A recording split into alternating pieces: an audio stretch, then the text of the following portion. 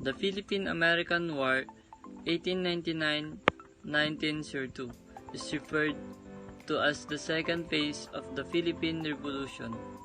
This period actually began after Aguinaldo returned to the Philippines from Hong Kong on May 19, 1898. On board an American cutter from the fleet of Admiral George Dewey, who on May 1, 1898, had defeated the Spanish force in the Battle of Manila Bay. The United States had declared war on Spain over Cuba in April 1898, and Dewey was sent to Manila to destroy the Spanish Navy. The initial enthusiasm for American support of the revolution against Spain turned increasingly sour as the Filipino revolutionaries became convinced that the United States was preparing to take over sovereignty over the Philippines from Spain. To preempt American design on the Philippines, Aguinaldo declared independence from Spain and raised the Philippine flag on June 12, 1898 at Kawit, Cavite. Then he proceeded to organize his revolutionary government by decree of June 23, 1898. While pressing on the Spaniards in Manila to surrender the Filipino revolutionaries, he also sent his men to organize resistance throughout Luzon, Visayas, and Mindanao. Thus, while the Filipino revolutionaries practically succeeded in ending the Spanish rule in the Philippines, they had to contend with the American occupation forces who determined to take over positions in Manila and elsewhere in the archipelago, including Spanish positions that had fallen into hands of the revolutionary forces.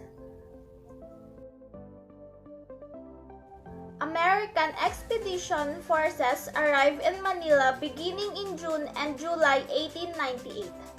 Manila was surrendered to the American forces by the Spaniards on August 13, 1898, after a battle, a day after the Protocol of Peace was signed between Spain and the United States. The Treaty of Paris was concluded between Spain and the United States on December 10, 1898 without Filipino representation.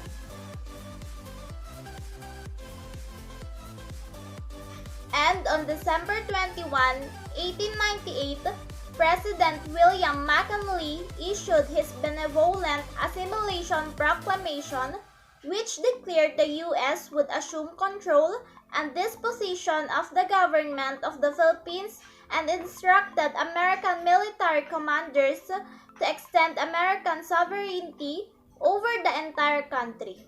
This before the Treaty of Paris was ratified by the U.S., which it did on February 6, 1899, 2 days after the outbreak of hostilities between the Filipino revolutionaries and the American military forces.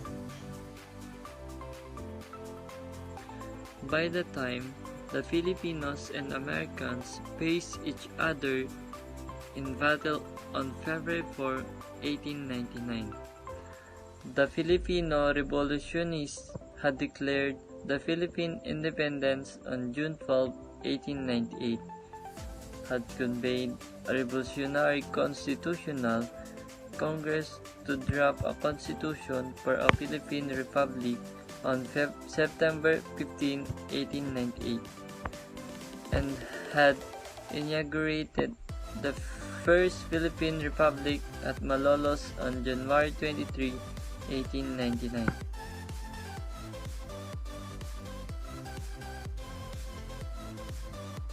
The Republic did not survive.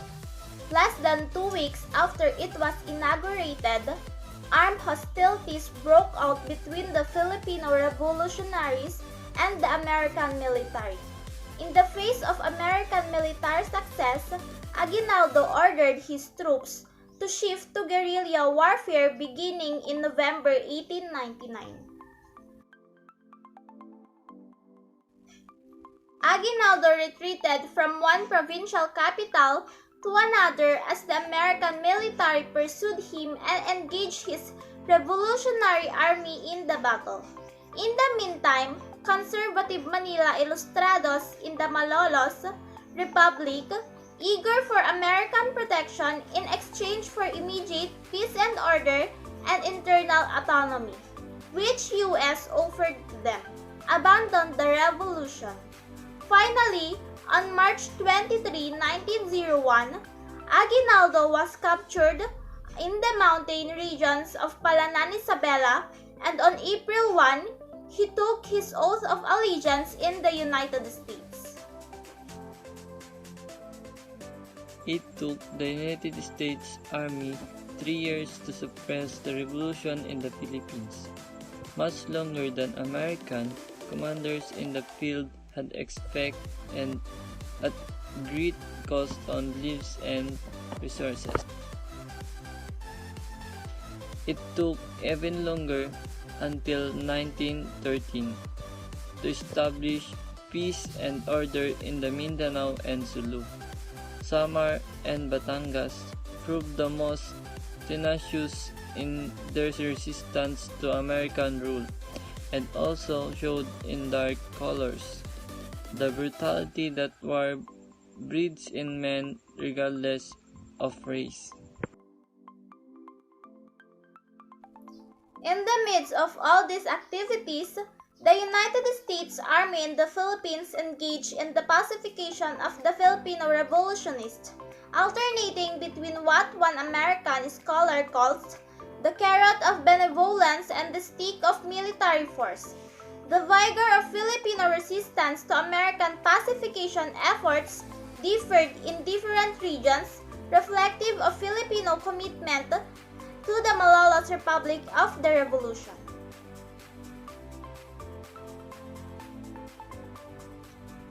Some Filipino rebel leaders and the populace accepted more readily than others the inevitability of American rule and decided to cooperate to end the war. It is therefore not authentic to describe only one kind of Filipino response to American military efforts or only one American strategy of pacification of a guerrilla war. Such analysis dwelt mostly on the atrocities committed by both sides, of which indeed there were many.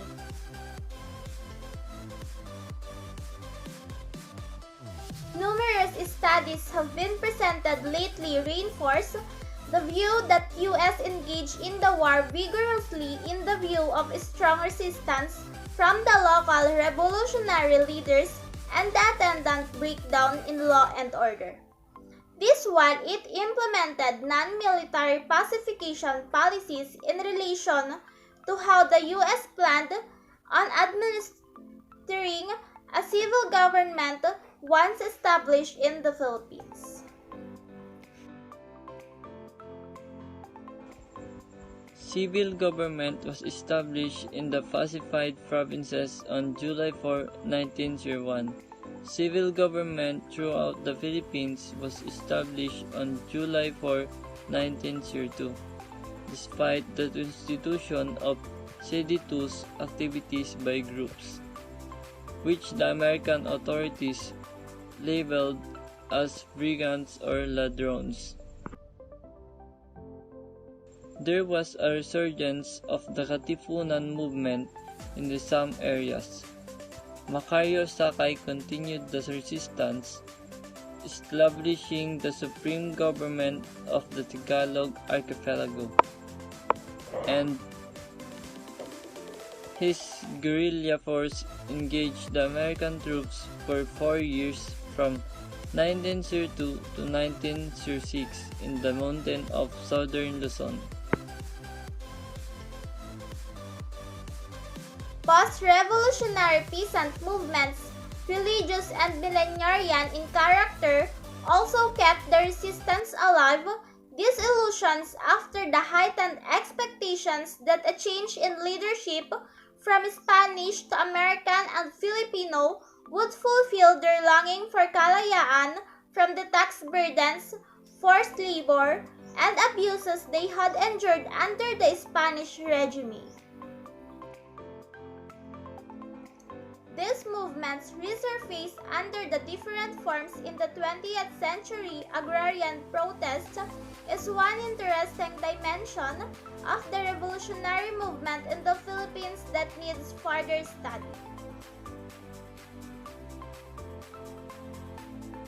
It is probably important to mention that one of the tangible results of the Philippine Revolution is the alienation of the segment of Filipino Catholics who established a Filipino national church, the Iglesia Filipina